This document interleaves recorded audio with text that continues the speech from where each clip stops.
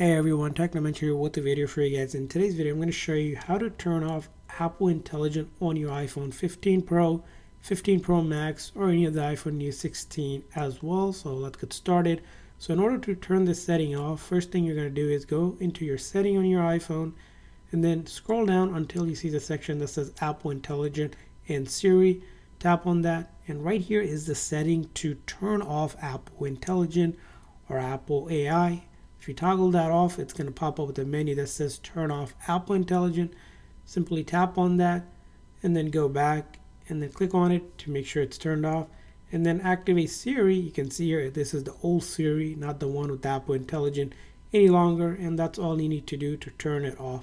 Now if you don't see Apple Intelligence settings here, you might say not see it. It's because you're not updated to iOS 18.1 yet. Once you update your iPhone 15 Pro, 15 Pro Max to iOS 18.1, you'll see this option here. And if you tap on it and it says join Apple Intelligence waitlist, you don't have to join that. That will just simply keep Apple Intelligence turned off. But if you did turn it on or joined it, you'll just have to click on this toggle to turn it off.